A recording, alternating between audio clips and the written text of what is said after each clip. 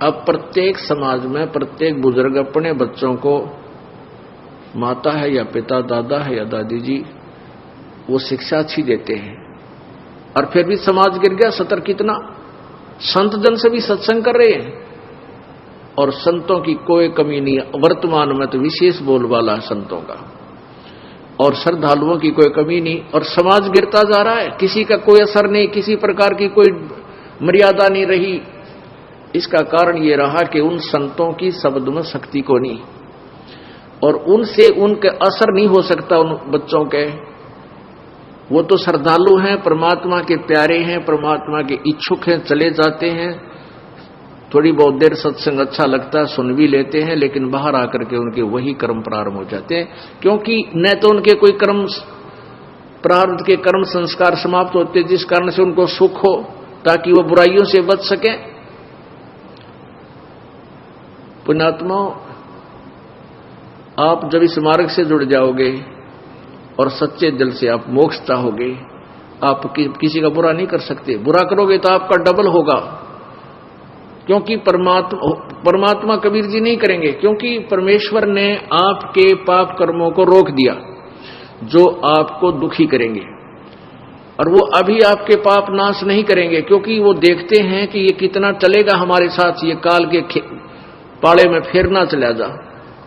तो उससे क्या करेंगे, वो आपके पाप कर्मों को रोक देते हैं, और आपको राहत मिलनी प्रारंभ हो जाती है।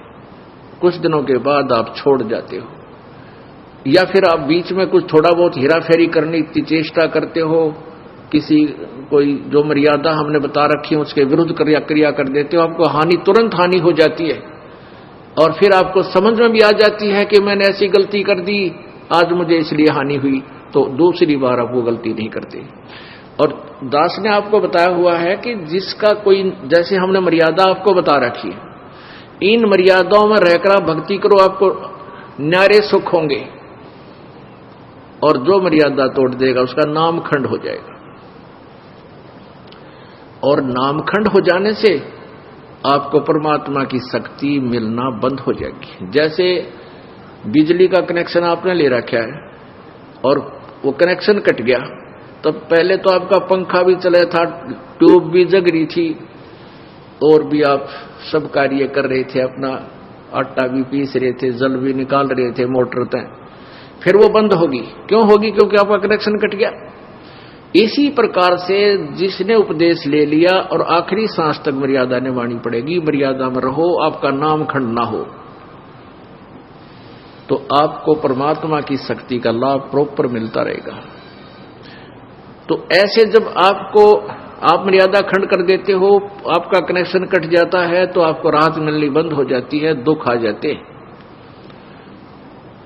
फिर आप आकर के यहां आपको बताया है कि बार बार बकवाद नहीं करें, बार बार जानबूझ कर नाम को नहीं तोड़ना चाहिए, और किसी कारण से, क्योंकि नए नए बच्चे हैं, समाज में जाते हैं, अन्य समाज जो है हमारी मर्यादा के टोटली विरुद्ध काम कर रहा है।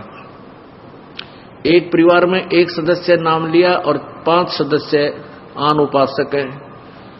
हमें भी पता है कि हमारे बच्चों का ये नाम शीघ्र सी सेट होने नहीं देंगे, तो परमात्मा के आदेश से ये ऑप्शन छोड़ दिया है कि एक आध बार किसी का ऐसा नाम खंड हो जाए तो दोबारा तुरंत ले लेना चाहिए, नहीं तो लाभ नहीं मिलेगा।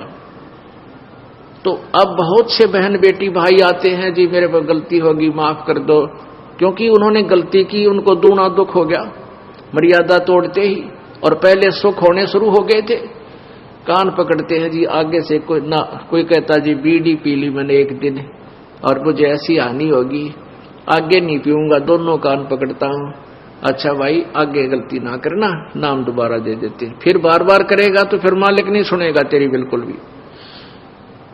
तो इस डर से फिर वो गलती बंद हो जाती है, ना वो चोरी कर सकता, क्योंकि ज्ञान हो जाता है कि जो अगर हम चोरी करके सेठ बनना चाहते हैं, दूना दुख होगा, डबल पाप हमारे लगेंगे, और वो चोरी किया हुआ धन आपके पास नहीं रह सकता, ये गारंटीड बात है। और वो पाप आपके साथ रह जाएंगे जो चोरी करने से बने। एक भक्त का इकलौता पुत्र था और उसके दोनों गुर्दे फेल हो गए। उसने बताया कि मेरा इकलौता पुत्र था और दोनों गुर्दे फेल हो गए, उसके ट्रीटमेंट में मैंने लगभग 3 लाख रुपए 3.5 लाख रुपए लगाए, यानी 10-15 साल पहले की बात है। वो कैसे लगे, पहले तो झाड़े झपटियां वाले के चक्कर में फंस गया, फिर लोकल डॉक्टरों के चक्कर में फंसा रहा, फिर पीजीआई दिखा रोहतक में बहुत देर हो चुकी थी, कहने के दोनों गुर्दे कंडम हो गए और ऑल इंडिया इंस्टीट्यूट दिल्ली ले जाओ। वहां ले गए तो उन्होंने बताया भी अपना किसी रिश्तेदार का कोई गुर्दा दान कराओ, तो उन्होंने किसी से ऐसे कर करा कर वो गुर्दा जो आया, लड़का स्वस्थ हो गया। 3.5 लाख रुपये लग गए। गुर्दे तो ठीक हो गए, एक दिन बस एक्सीडेंट में वो लड़का मारा गया। अब फिर उस भली आत्मा ने फिर अपनी सारी सत्संग सुना, उसका सौभाग्य था कि सत्संग सुनने को मिल गया उसको।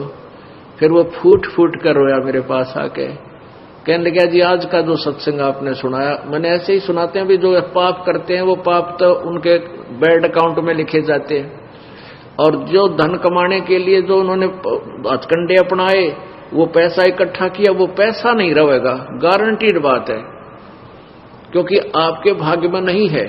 और प्रारब्ध से अधिक तुम चेष्टा भी करते हो करके इधर उधर से, तो वो किसी ना किसी से तरीके से आपका खत्म होगा। किसी की भैंस मर जाएगी, किसी के बिजनेस में घाटा आ जाएगा, या कोई और कारण बन जाएगा, कोई बीमारी लग जाएगी, वो पैसे आपके ऐसे जाएंगे और वो पाप सुरक्षित रह जाएंगे आपके, वो धन नहीं रहेगा। धन रहेगा कबीर परमात्मा की भक्ति से, आपके भाग में ना होगा तो भी वो लिख देगा, इसके पास वो पावर है। तो उसने फिर बताया कि आपने सही बताया जी, मेरे साथ ऐसे ऐसे बनी, मैं बहुत निकम्मा आदमी था। पहले ये रिफल आती थी, इन टेप कैसेट चाले थे, सन 1978-77 की बात बताओ था, और उन टेपों में ये कैसेट डाला करते, उसके ऊपर मोहर मारता सोनी की, और लाता वहां तोल के भावता वो रिफल, और वो कैसेट बनवा के, उसका सारा खर्चा मेरा 2 रुपया का एक कैसेट पाया करता, 2-2.5 रुपए का भर के भी सारा कुछ कर लेता था। और मैं सोनी की बना के मोहर लाकर उनको 30-30, 35-35, 25-25 की बेचा करता था। और थोड़े से दिना मेरे पास बहुत पैसा हो गया। फिर मेरा इकलौता पुत्र बीमार हो गया, कमाए होंगे 2 लाख, लाग गए 3.5 लाख। उस समय 2 लाख बहुत मुश्किल से कमाए जाते थे।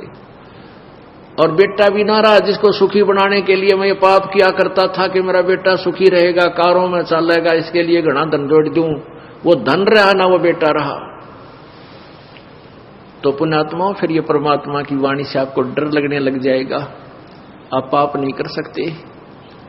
तो ये अब समाज सुधार होगा, क्योंकि जो लाभ आप स्वयं बुरे कर्मों से करना चाहते थे, वो पैसा आपके पास नहीं रहेगा। और परमात्मा कबीर जी की भक्ति में इतनी शक्ति है कि आपके प्रारब्ध में नहीं है तो भी लिख देगा, तो भी आपको दे देगा, यदि वो आवश्यक समझेंगे तो।